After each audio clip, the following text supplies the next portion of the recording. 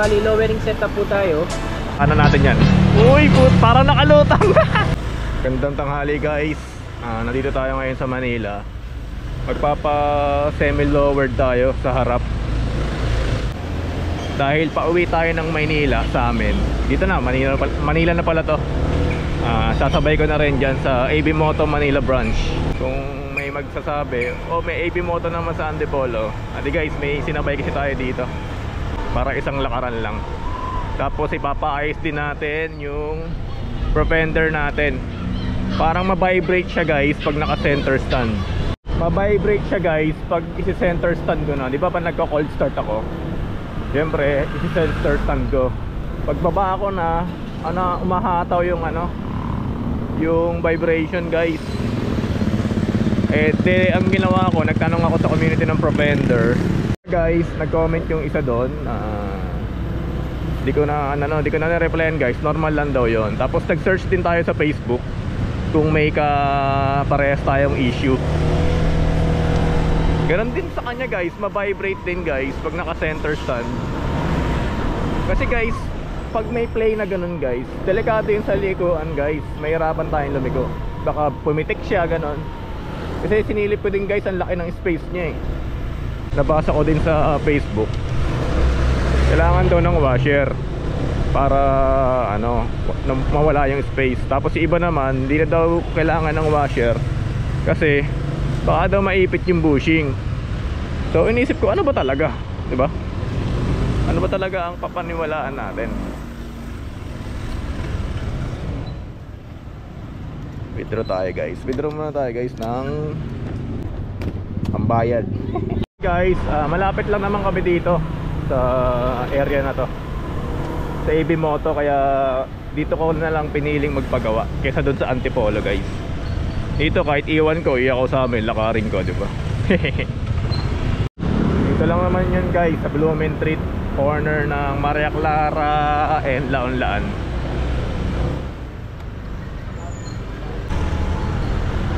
Yun nga guys, sabi nila normal daw. Sabi ko, paano normal yun? Bakit naman ka ako sa stock hindi gumaganon? Bakit sa all-ins, diba? Plug and play. Wala na ring washer sa loob yun. Yung propender naman na yun, pang giorno talaga yun guys. May nagsasabi naman din ng tropa, baka kulang sa higpit. Kung hihigpitan ko guys, baka ako mag-crack. Kasi yun alloy yun, diba? Di naman siya katulad nung Ang laki kasi ng spacing guys, yun lang. Ang laki guys. Tapos pag ginanon mo ng kamay, tinulak mo, naglalaro-laro siya. So, ito ang AB Moto guys dito. Kaliwa tayo dito.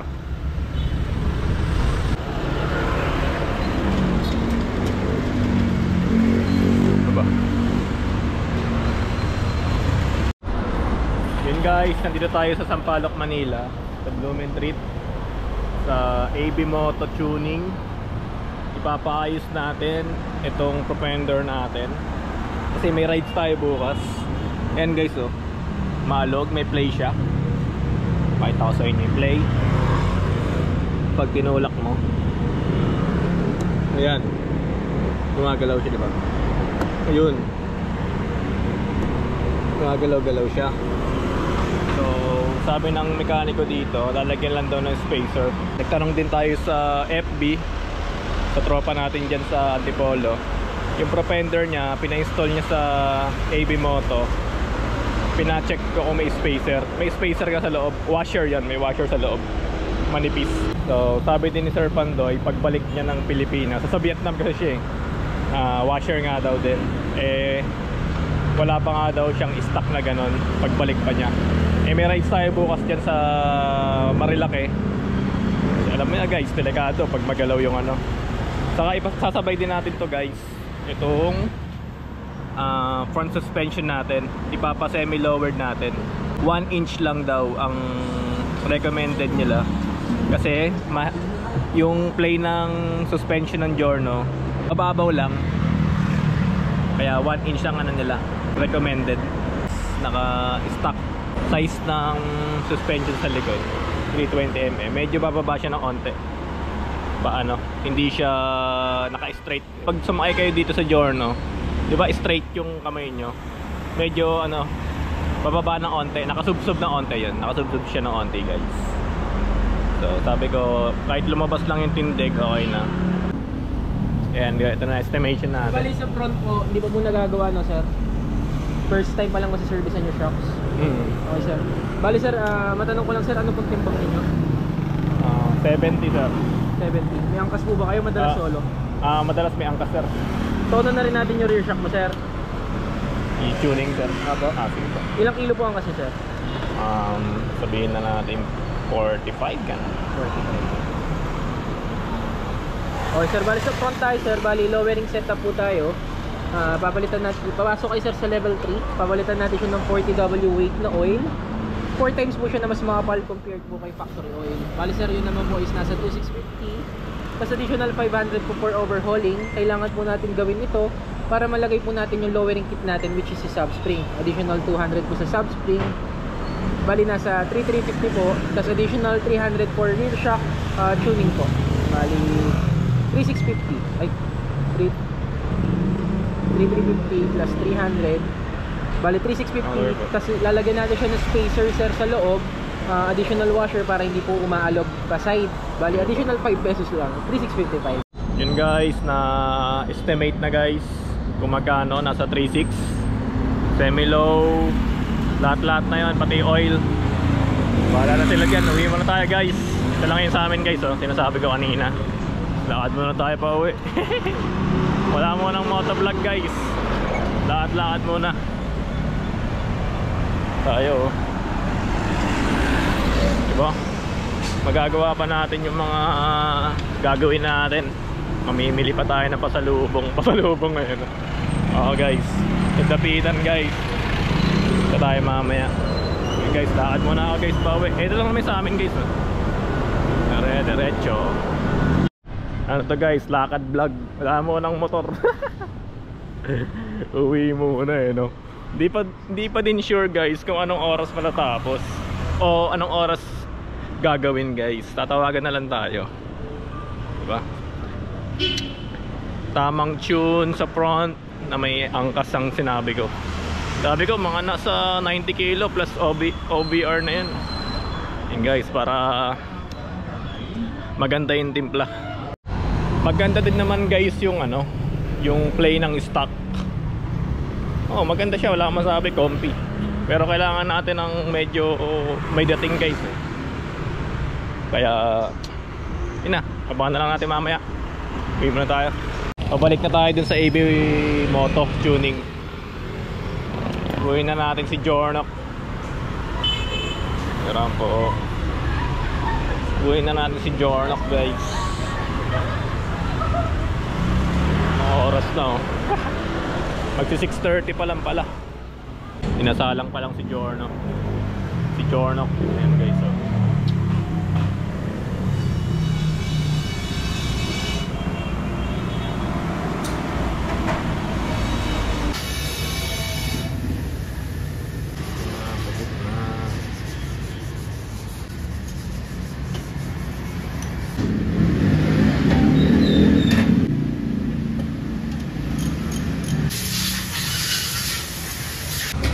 Guys, wala nang alog yung rear suspension.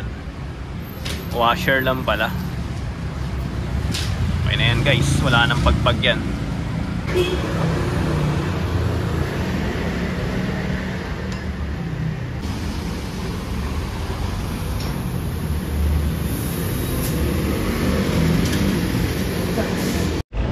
Yun guys, time check 6:24. Ito, totoo na to. Totoong 6:24 na to. Ay, 6:30 na to. Kanina sinabi natin 6:30, no? Ayun nga guys, pauwi na tayo. Tapos na tayo magpa lowered sa harap. Sakto guys, may rides tayo bukas. Ma-check natin kung maganda yung play ng pinatune natin guys. Natuloy din yung rides namin. Dapat nung ano pa yun eh, last week, di ba may bagyong U1 sir? Bagyong U1 ako ng U1 eh. Bagyong U1 pala yun. Tutuloy na to bukas, wala nang ulan eh. Ramdam ko yung baba niya guys. Kahit 1 inch lang ramdam na eh, no? Kaya tayo nagpa lower para kahit papano may tindig si Giorno. Saka hindi naman to gaanong epekto sa taas ng Giorno. 'Di ba sabi nila malaki yung makina, masyadong exposed. Kung maglo-lowered pa delikado. Kaya ang na-recommend nila 1 inch lang para safe pa rin. Saka maganda pa rin ang play pag 1 inch. Kasi parang mahikli lang yung niya yung inner tube niya. Kung magto 2 inch tayo, mahikli Iba naman ginagawa bolts lang. Di naman ako doon, kumpiyansang safe yon, lalo na sa long ride. Sa atin nilo-long ride kasi natin. Ang ganda ng play guys. Mas maganda yung play niya. Kung mas maganda dati yung stock guys, mas maganda ngayon. Maganda quality kasi dun guys sa AB Moto talaga guys.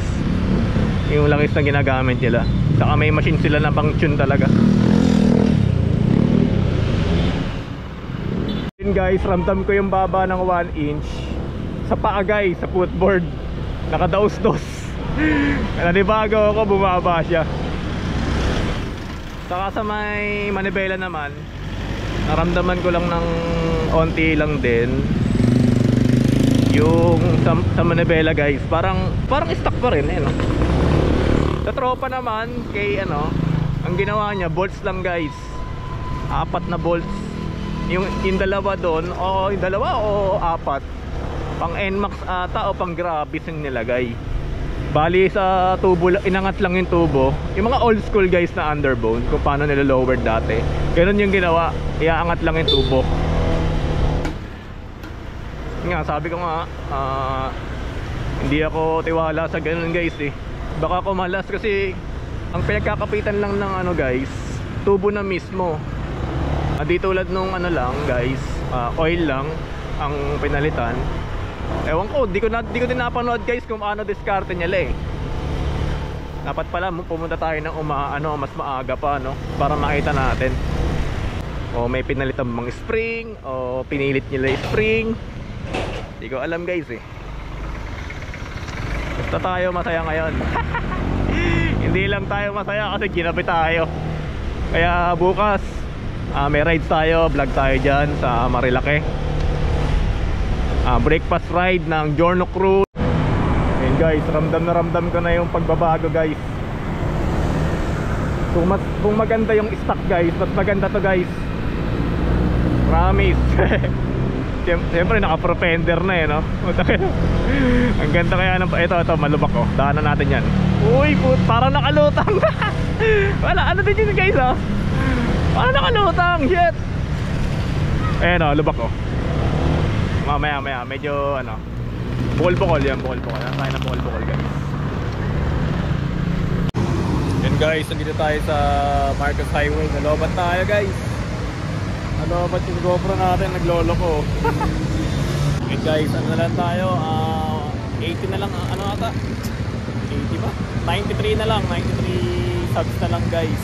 1K na tayo, monetize na. Yan lang guys, like, comment and subscribe lang.